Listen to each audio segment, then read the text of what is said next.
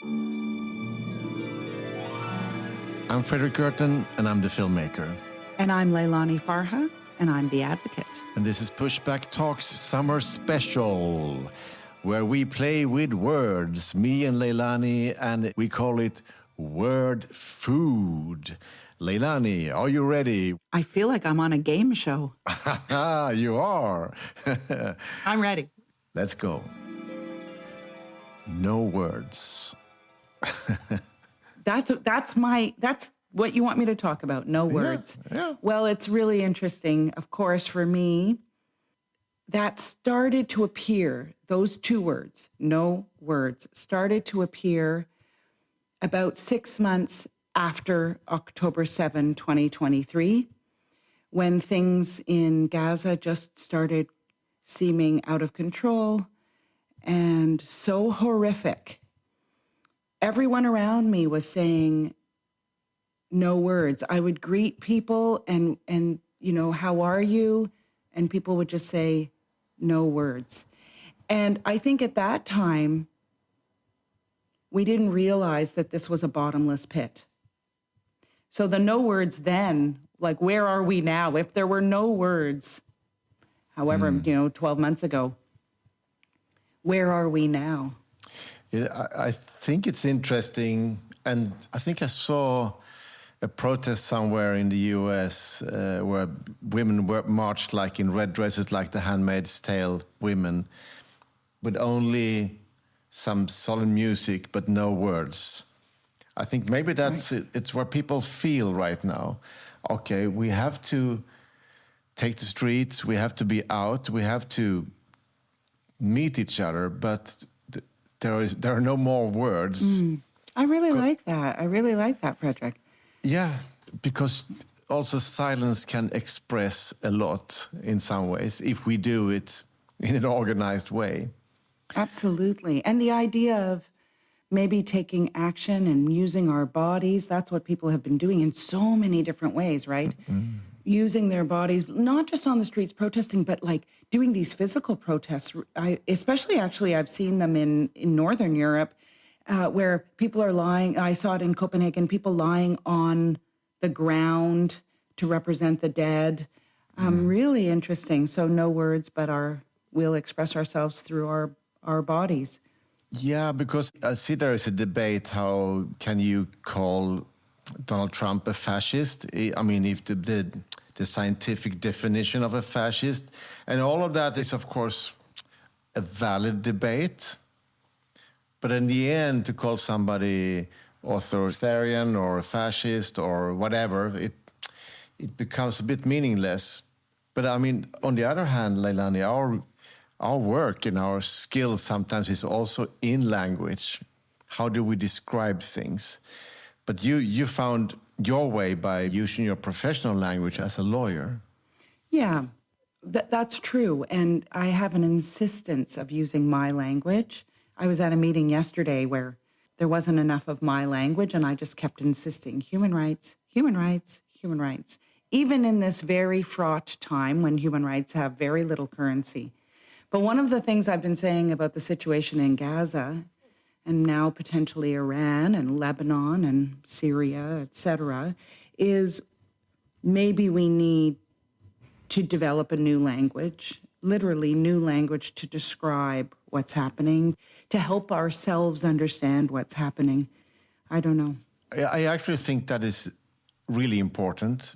Many people have a tendency of getting stuck in old language. And when the old language is not there anymore, you can use it by shouting it or be louder and louder. But in the end, it doesn't really serve the purpose. So I think we have to invent a new language, also for the things we want to achieve, not only what we don't like, Right. So, yeah, I like that too. So we need to be sharper also about our dreams and our ambitions. Yeah, finding language for our vision, and I like that. Yeah. Okay. That's good. I'm going to throw a word at you. Yeah, you have to. You ready? No. Water. Water, it's summer, so when I go into the water, I it's like the water hugs me, from all directions. It's like it's a very deep hug. When I get out of the water, I can feel a big difference in my mind. It's kind of magic. Water is magic. But then, of course, when I shot my last film, Breaking Social, we shot up in a river in the north of Chile, and there was no water. The water was gone to the monocultures and to the mining activities. And the native people who've been living by that river for at least documented 500 years, and they were small farmers, they had no water. So water can also be extremely political. And I guess also, if we talk about the Middle East, but we shouldn't, we do that sometimes. Water is something, isn't it? Used as a weapon of war, used as a weapon of apartheid historically. Who gets water, how much, rationing of water. Absolutely colonial use of water. It's like any other resource, I suppose. Yeah. And then I was reading about a Swiss village that got wiped away by a glacier falling down. Yeah. Because of climate change. Yeah. The glaciers are melting. So water can also tell us a story. And of course, then there is a crisis. So cities also around here, they are talking about how are we going to protect our city from the rising sea levels. I was in Valencia recently. They had those terrible, terrible floods. And you hear about there are island nations that have disappeared and are disappearing due to rising sea levels, climate change. And where do all these people go? And who's doing anything about climate change? Well, not the people in power. Now I need to sip of water. Now you're going to sip some water. Nourishing. I like water. It's one of the best drinks you can have. It absolutely is. And, it's related to so many things. Lots of times when I'm yawning a lot, but am I really tired? And then if I drink a glass of water, I stop yawning. Or headaches. They say like 90% of headaches can be chased away with a big glass of water. Yeah. And then, my way of trying to stay fit is to go to this hot yoga. And there's certainly a water relation because I sweat like 2 or 3 liters per time. Exactly. And sometimes I forget to drink enough. So I really get so sleepy when I lost a lot of water. Yeah. Interesting. But then when you're out in desert region, you can see people who go around with very little water. So it's obviously something you can train your body to. I suppose. But they say, there are many studies, and it's definitive that being by water, walking along the water, swimming, having access to lakes and rivers and sea, oceans is very good for the soul, very good for I think so. For mental health. 25 years ago, it's actually the anniversary now. We made a film called Walking on Water. And it was about the building of the bridge between Malmö and Copenhagen. Right, So when we shot that film, we were out on the water a lot. Morning with the workers going out. And, it was like, it's nice to be. And when I was really young, I worked as a beer man on a ferry between Malmö and Copenhagen. And I served beer and carried beer from the port into the ship. I was also water, but people got really drunk of that water, so a bit different.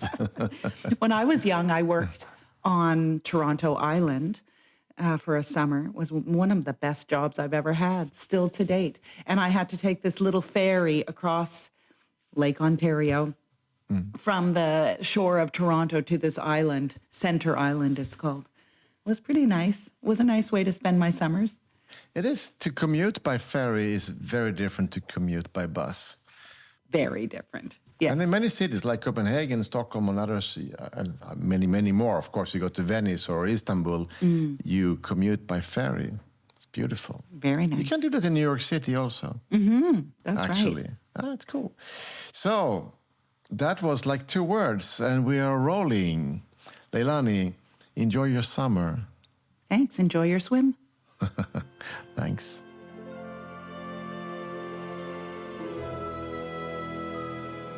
Frederick, your word is dancing. Dancing in the dark. Isn't it? Dancing in the dark. Dancing. When I was young, it was like an era of a lot of like traditional jazz. So we danced a lot. And I remember a party, maybe I was only 18. I danced so much and my socks were like, there was nothing left by the feet. I can still remember that feeling of very fun dancing. And I'm trying to keep it up, but I must admit that I'm very much that kind of dancer who like to keep my partner close, to move together. And so this kind of rave dance where you dance with yourself, it hasn't been my thing, really. Not your jam. Not totally, but I can also go crazy dancing. Right. So dance is important. Yeah, and, it's my total happy place is dancing. I've used it for many reasons to lift the mood. And then, as I've been a lot in Latin America, and you go to Mexico City or to many other cities around Mexico or Chile or wherever you go, people gather on the squares. The old colonial cities still have the Spanish structure of having a square. Yes. Yes. It's not a strip. It's actually a place built for people to gather. Yes. So lovely. In many countries, they also use that square to dance. So somebody brings a speaker and they dance. Mm-hmm. So in Argentina, it could be tango. But also here in Malmo, by the sea, there are people dancing tango or salsa by the sea. So nice. And it's so beautiful just to see people dance. Mm-hmm. It's the beauty of human connections. It's everything what we love with humanity. You see when people dance. Absolutely. It's like the total opposite. I mean, when you see Trump make dance moves, it's the opposite of love in dancing. Absolutely. I remember one of the first city visits I did when I was the UN Special Rapporteur on housing. I went to Detroit and I was investigating with the Special Rapporteur on the right to water. The city was shutting off people's water. And Detroit is made up of a lot of African-American families, many of them very poor, and they were living with no water in their homes. And it was a devastating visit, very bleak, horrible circumstances that people were living in.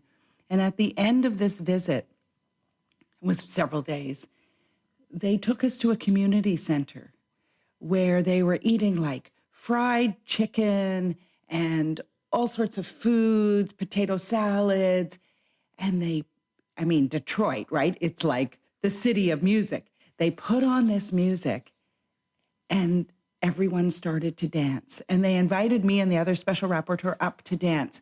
And we didn't know, it was like synchronized dancing. They were doing these like full-on real dances. And we didn't know what we were doing, but they had a way of shadowing you and whispering in your ear, turn left, move your foot right. It was amazing. So we could actually join the dancing. It was one of the most kind of jubilant moments after such heartache, seeing such heartache. And then for the whole community to come together, it was amazing. Yeah, I actually think that the dancing is also one of these things that can change your mood, from being depressed and everything is shit. And then suddenly you start to move your ass and it works. So true. You can see it's like the adrenaline coming in. Something happens that makes you smile suddenly. Absolutely. So people out there, let's dance this summer. Get up and dance. And dance against fascism and dance against stupidity, dance against horror, Yeah. So I guess that's what we're going to do this summer. But Leilani, it's my time to give you a word or a few words. From dance to supply chain. Oh, my God. Wow. Well, everyone should listen to this amazing podcast we did with Peter S. Goodman, the global economic correspondent for the New York Times. He's written an amazing book about supply chains. To be honest, I when I hear those words, supply chain, I feel really depressed. Those are like boring words to me, supply chain. But then you read Peter S. Goodman's book and it's like fascinating.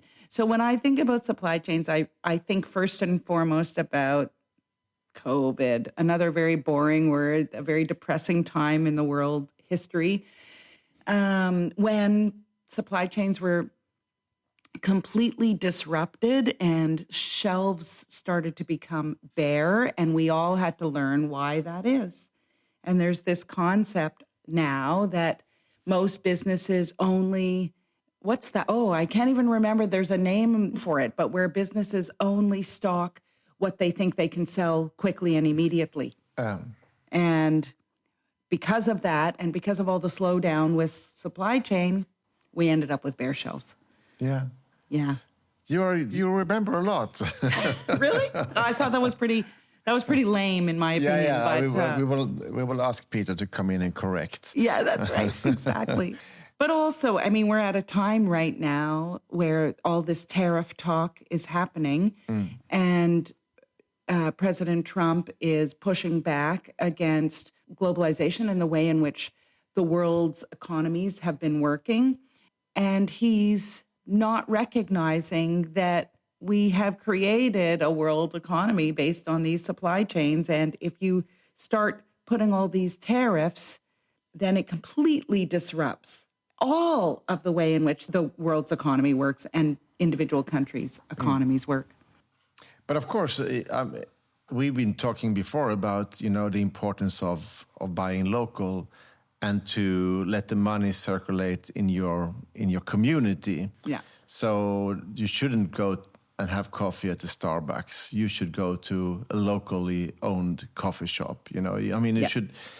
I think it's always important to remember. Mm-hmm. At the same time, people around the world who are buying our goods also have the right to produce stuff that we buy. So it's there is a balance, and if that should work, we need, of course, fair trade, a fair trade system, and we also need a fair supply chain. Because what Peter shows us in his book is that the big players are now controlling the shipping, and they're also the small business, they don't get access to the containers anymore. So it is, again, a world where the big guys are taking all the benefits of the system.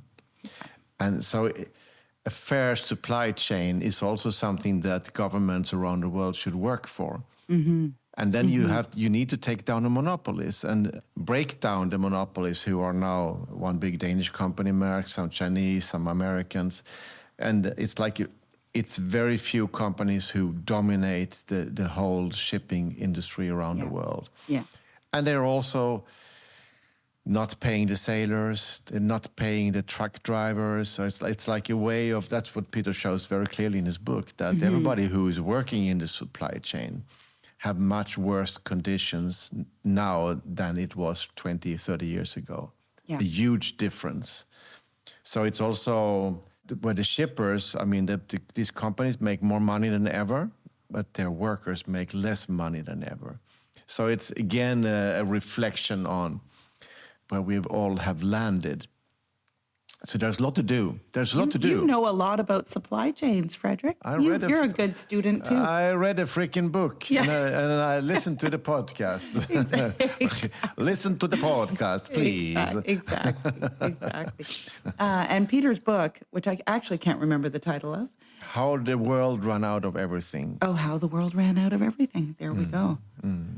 So good at giving examples, and he follows this kind of small business owner who has everything made in China, some kind of, I can't remember what it was. It was some kind of toy that he and his wife, I think, had invented, and just the toils and tribulations of trying to get this toy to market in time for Christmas, which would be his biggest time to sell this product. And really interesting. And I will just say one more thing. I said that I find supply chain, those words boring. But when you really start thinking about the fact that so many of the things that we consume and use on a daily basis come from these shipping containers, never dawns on me. So it's pretty interesting. Supply chains. It is interesting. The world order. It's a worldly world food we are doing here, you know? Oh, yeah, that's right. Thank you, Leilani. Talk next week. We will. Choo-hoo. Bye.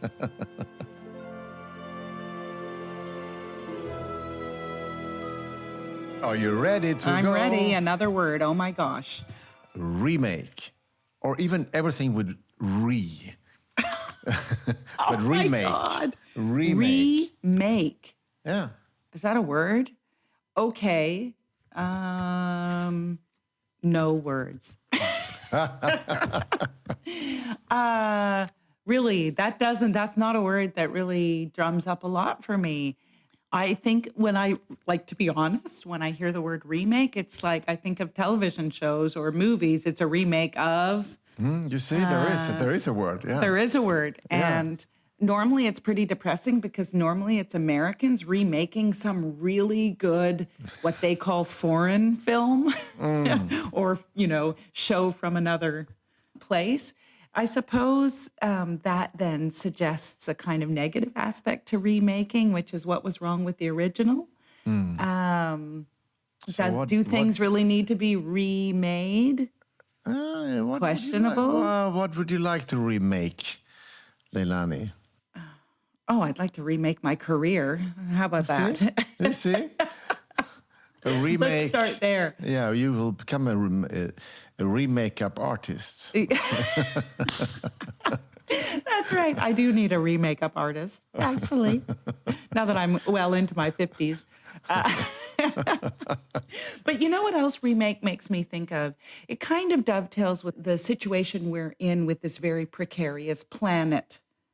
The fact that we are killing the planet. The planet is in its most fragile state ever. And the need to remake out of old things rather than building new things. And I guess that's like reuse, recycle, but it's also in the housing world where we're really having a lot of conversations about not building as the only solution to the housing crisis, but also taking what we have and redoing it and remaking it and refashioning it into affordable housing for those who need it. So that's about as far as I can take remake, Frederick. But then you can take the make out of re, and you can make a revolution or a revelation or. You want all the re's? No, right? no. If you want, you can go re-crazy. Recreative. Recreate is nice. Yeah, recreate. Mm-hmm. Yeah, so you see. Rejuvenate.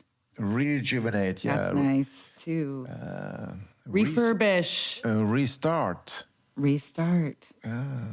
Yeah. Retrofit, except it's retrofit. It's big in Europe.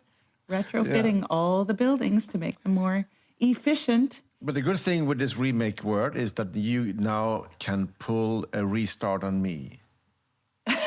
Okay, we're going to restart the word. Yes. The word salad. I think that's what we should call it. Instead of word food, word salad. Well, okay. We can always remake the titles, no worries. Okay. Are you ready? How about the word sleep? Oh, sleep, schlafen, dormire. Yeah. It's nice. I mean, I might be slightly better than you in sleeping because you're a lousy one, I know. But whenever I get a good night's sleep, I really appreciate it. Mm-hmm. It's a good thing. I'm a little bit too restless to sleep on daytime or sleep on trains or cars or whatever. I'm always looking around and my brain is going. And I don't sleep during films.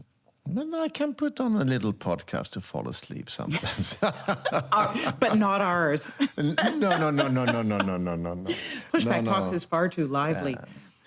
But then sleep is, of course, we have a train here to Copenhagen, which I take mostly when I go to the airport in Copenhagen. And when you travel at early hours, you can see working people going to very early jobs or coming back from night shifts. And you can see, the privilege we have who can sleep. And a lot of people don't have the privilege to sleep. And you can see it in their faces and on their bodies. It's like, in the end, it just becomes a part of their appearance that here are a group of people who are deprived of their right to sleep, So I think we should maybe talk about the right to sleep. Well, that is very interesting, Frederick, because people in the United States, in particular, my colleagues, do talk about the right to sleep, because there are all these very horrible laws in the U.S. that cities are really enforcing, but even the Supreme Court has kind of endorsed through a case called Grants Pass. And those laws say that it is illegal to sleep. Well, they say that it's illegal to sleep on the streets, but homeless people don't have anywhere else to sleep. So in turn, they make it illegal to sleep, basically. And so this idea of the right to sleep is super important. And of course, sleep is absolutely necessary to staying alive. It's part of our functioning as human beings. And so the idea that you would deprive people of the right to sleep is to deprive them, of course, of a life-saving thing. I also heard, and I learned from our podcast, that in the US you can park your car overnight, but you're not allowed to sleep in your car. Exactly. So the car is okay, but not a person sleeping inside the car. And there was universities banning students from sleeping in their That's cars. right. Students who had no student homes. Yeah, absolutely right. And there are now churches, for example, I went to one in San Diego, where they offer their parking lot overnight for homeless people to park their cars and sleep in their cars without being ticketed or towed or fined or whatever. Yeah, it's a cruel, cruel world. But I think, too, of course, I think about the luxury of sleep. And if you're living in a war-torn place, of course, I think about Gaza, but also look at Sudan and all the displacement and people living in these horrible conditions and how difficult it must be to sleep. And I mean, I do think of Gaza because I'm seeing on Instagram, it's overnight often. There's all this bombing and they have the drones constantly. The drones. How do you sleep? Yeah, how do you sleep when you have a drone hovering and you don't know if that drone will also carry a weapon? Exactly. Scary, Exactly. Very scary. Yeah. So let's fight for the right to sleep. I'm with you. For everyone. Yeah. Okay. Good night. Thanks. See you, Leilani. That was perfect.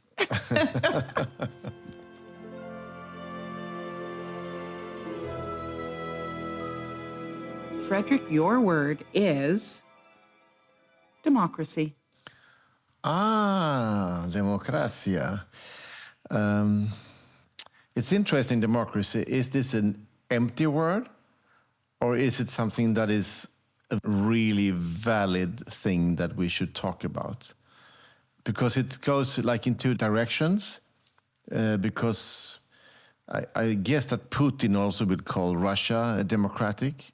And I mean, in the old East Bloc countries, they call it the Democratic Republic of, Germany and so on. So sometimes it's kind of a cover-up of something.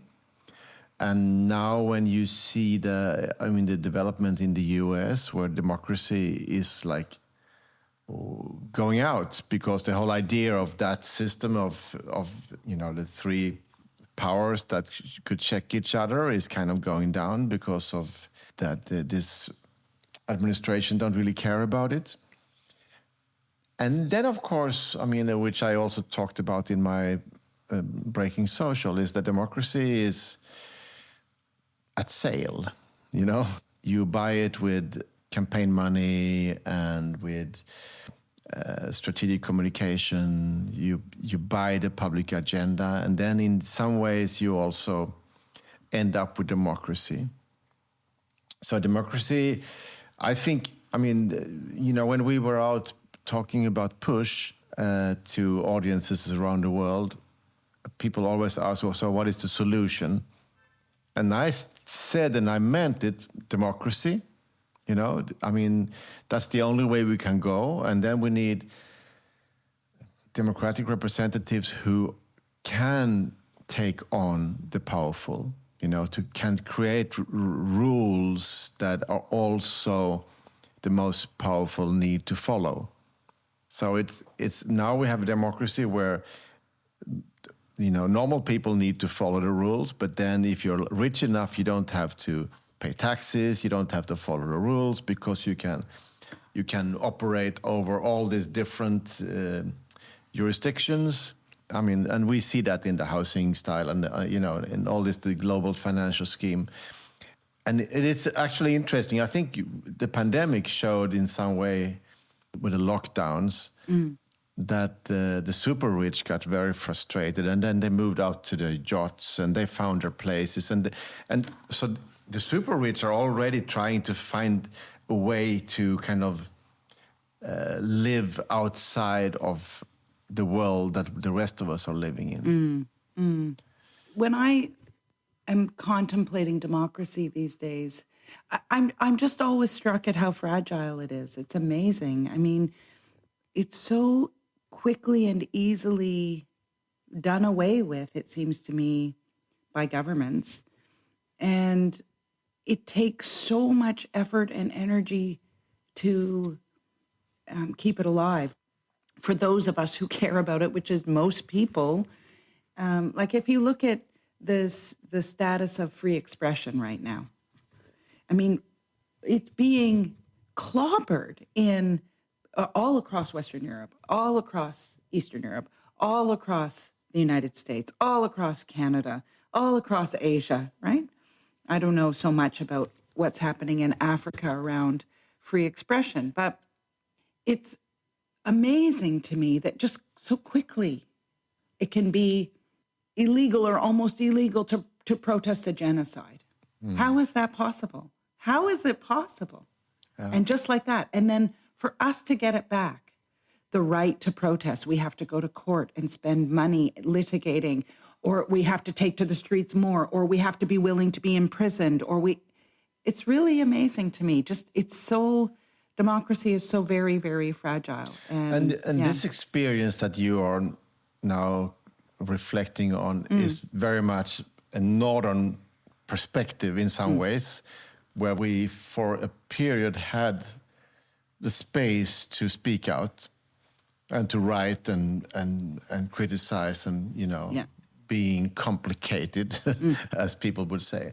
But of course, in Latin America, with all the Western supported dictatorships, people died and was tortured when they were speaking out. And the same goes for many African countries, and of course also in Southeast Asia and so on.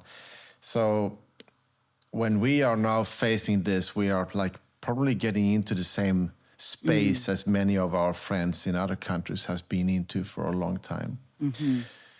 So maybe it's also good. No, it's not good. It's not good at all, but it's good to understand that we are now fighting the same struggle as many other people are doing. Yeah.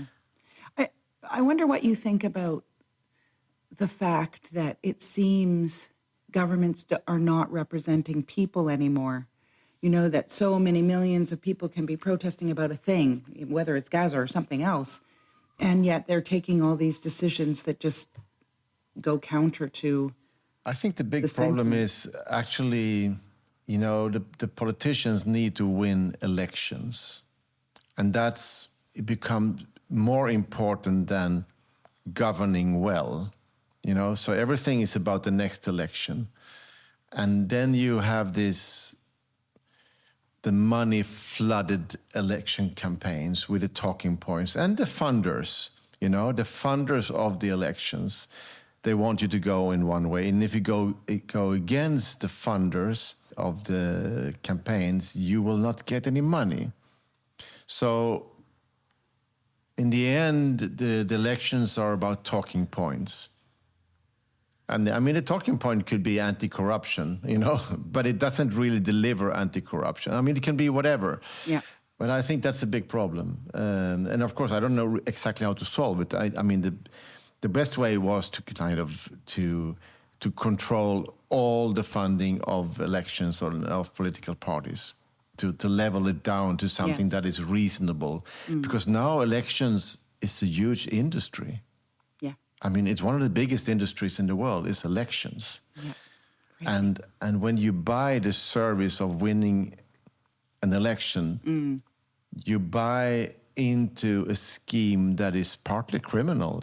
It's like because everything is okay as long as you win the election. Yeah. You can lie as much as you want. You can cheat. You can create stories that are not true, and you can make people talk about things that are not real. You shift the focus away. And I think, and if we want to protect our democracies, or we want to develop our democracy into real democracies, we need to be aware of those schemes, and we need to be aware of how they do it. And I mean, my film Breaking Social was partly made to kind of, okay, let's talk about this. Let's talk about how they take over our democracy. So everyone, if you care about democracy, go and watch Breaking Social. Thank you, Leilani. No, is it me? It's me. It's you. Shooting at you. What will I shoot against you, my dear Leilani? Are you ready? Don't shoot it, just send it. And I will send you flowers. I love flowers. I love receiving flowers. I love growing flowers. I love looking at flowers. I love smelling flowers. I love being amongst flowers or amidst flowers. You're a flower yourself. I am. In fact, my name, Leilani, means something like heavenly, beautiful flower, something like that. There you go. A lei, when you go to Hawaii, they put a lei around your neck. That's flowers. There you go. I've never been to Hawaii. I've been invited twice and I could never go. It's very far away from you. Yeah, we were invited together last time for to show Push at the mayor's conference, and none of us could go. I was still a bit sad about that, but it's true. I've been, but only as a young child. Yeah, far away. Flowers are really important to me. In San Francisco in 1967, they were singing, "Where have all the flowers gone?" Dun, dun, long time passing. You see, where has all the flowers gone? Yeah, where have all the young girls gone? Isn't that part of the song too? Let's leave that, Frederick, and let's just talk about a little bit more about flowers. So I, as a gift to my mother, every Christmas, I gift her a flower subscription. So I have sent to her every month a very beautiful bouquet of flowers. She also loves receiving flowers. And when she comes to my house on the weekends, she often brings me flowers. So it's for me, it's also this mother-daughter connection that's really lovely. She also has a green thumb. I have a bit of an indoor green thumb. We both love to grow plants. Some of which flower, although I am known to kill an orchid every so often. I actually, this weekend I bought flowers to our backyard together with my neighbors, and we planted, and it looks it's really nice. But normally I live by a green market, so there is a flower stand or several flower stands, and I quite often buy flowers just to myself, especially in winter. I do that too. Because I think it's about the need of beauty, I think we can talk about housing and homes and city planning and all that, but it's also about beauty.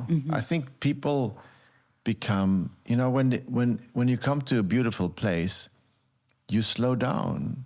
You might, you just sit down on the bench. You watch people walking by. There is something with beauty that is so important, and in a city with flowers, it becomes a city where people can be gentler, and you will see more smiles. And when there's more smiles, there are also more human connection. So I think flowers is the shit. The bomb.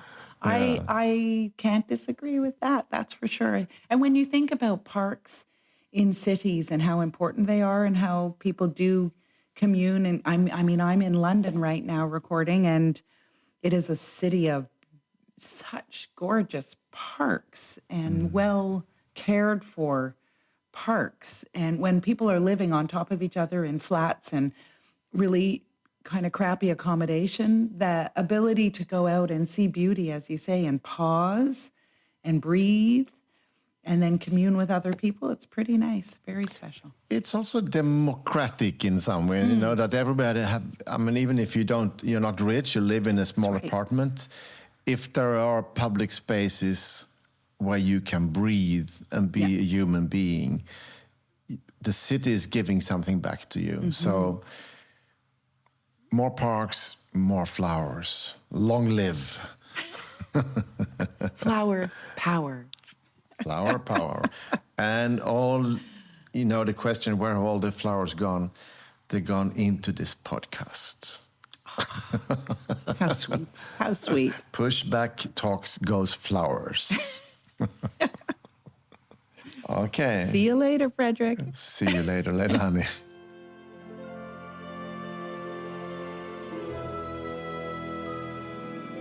And now I'm going to the word that is like on our minds all the time.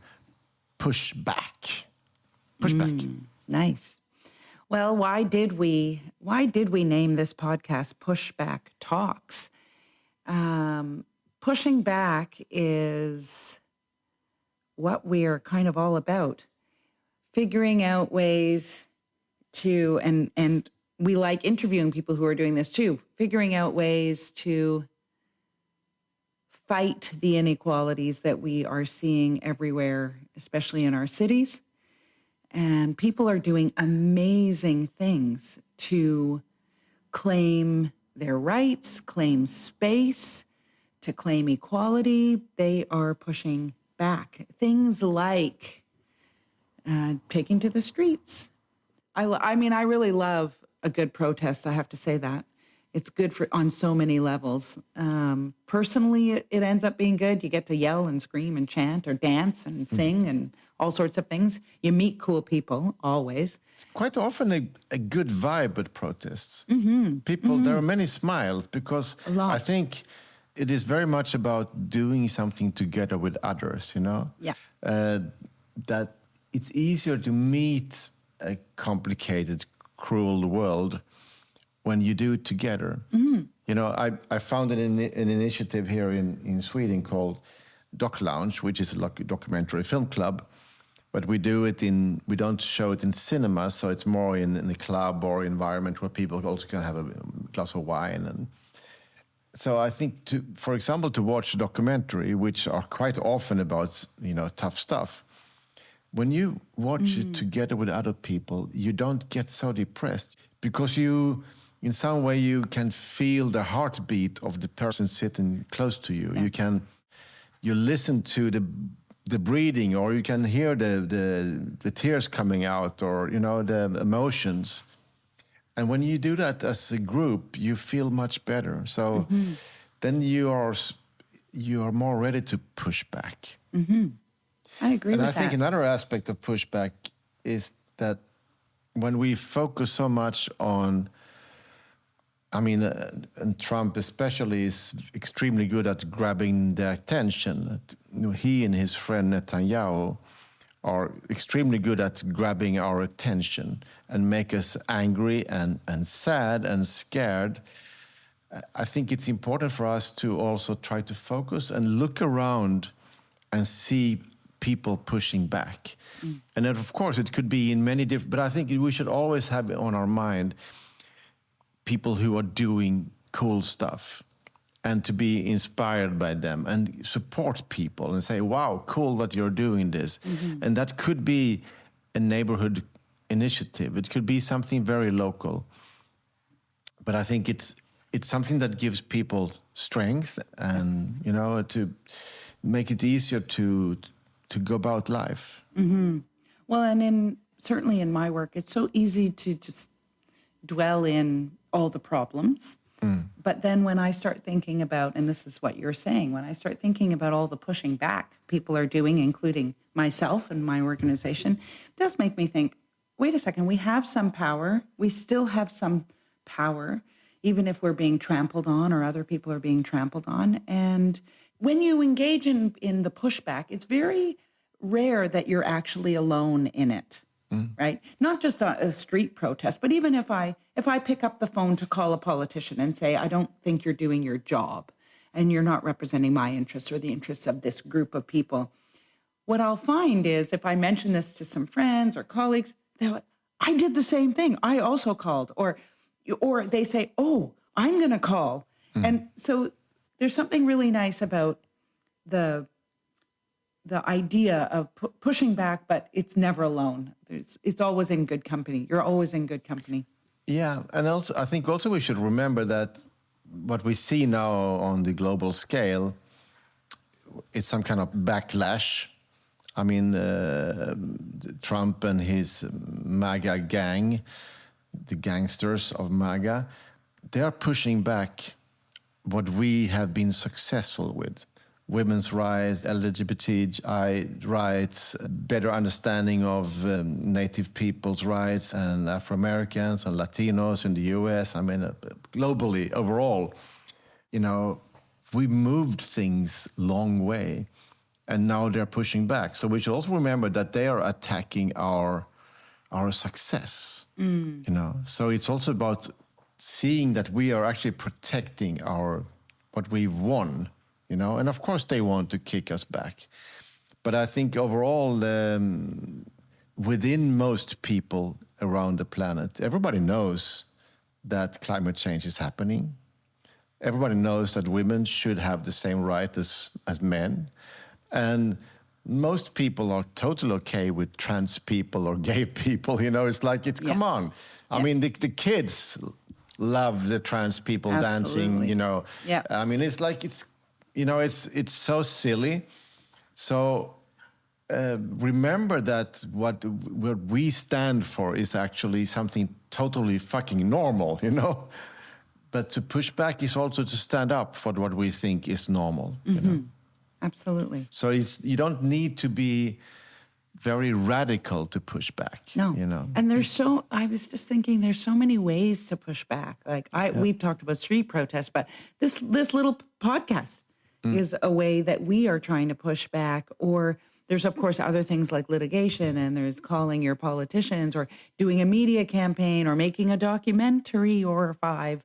It's amazing. In fact, there are so many ways to protect but what I mean, we've... my bottom line is that everybody can push back in their own way. That's right. At work. Exactly. By being a decent person, you know, by standing up for other people's rights, you know. It's not that radical. It's just just to be a good person. Yeah. And it's in some way it's easier because the enemies we have in our history are now so bluntly evil. So honestly evil, you know. They don't feel any shame. Yeah. But isn't that interesting that just being kind is a way of pushing back right now? Yeah. Wow. Yeah. That's kind of mind-blowing, Frederick. But I like it. So be kind and kiss your loved one, your kids, hug your friends. Oh, you can kiss your friends too. And invite them to sit down with you and have a coffee and talk about life and talk about pushback talks. tell them about Pushback Talks. That's our podcast. It's over to you. I'm going to send you a word. I have to think of one. Uh-oh. Money. Money, money, money. Make the rich man's world. Yeah, that's like ABBA. It is. Money, it's a way, it's a practical way to exchange things with people. Mm-hmm. Sensible, yeah. It's a smart way of solving things in some ways. But of course, it seems like money has been grabbed by some people. And maybe it's always been, of course. The extremely wealthy has always been extremely wealthy and always lived very far away from the rest of us. So it's nothing new in that sense. But the love for money makes something with people. And it's interesting that a lot of people who become really rich, they become rich because they really want to become rich. They are so interested in money. So they would never go for an artistic career or something like that. Yeah. Or something stupid. They would never become a human rights lawyer, So it's almost like, in some way, a choice. Mm-hmm. Of course, not everybody can choose it. It's much easier if you already have money. So if you come from wealth, it's quite probable that you can stay wealthy. So it is, wealth is like, it's kind of inherited. Most money is inherited. And in a country like Sweden, you can trace it back hundreds of years. I can imagine. To families who once got some land by the king because they fought in a war somewhere, or so it's like it's basically at one time stolen from people. I mean, I go to Russia, the oligarchs, they got rich because they stole wealth from the country. And Trump he came from money. So I mean, you can see that a lot, but also there's like a love of money is very important, and then you can do whatever to get there. Mm-hmm. And money seems to beget money. The more money you have, the more money you can get. The more money you have, the more money you can get. Yeah, and it goes on and on. It's also the silliness of who has most, who's the richest person on the planet, who is the blah, blah, blah. And that's important. For some people, it's important to be that one, And they already have more money that they can spend forever, So it's not about, I need to buy a new yacht, because they can already buy 10, So it's a very silly game. And I think it's interesting when I meet super rich people, I find out that they don't read many books. They don't watch many films. They are not really interesting. Right. I mean, would you think you would have an interesting conversation with Elon Musk?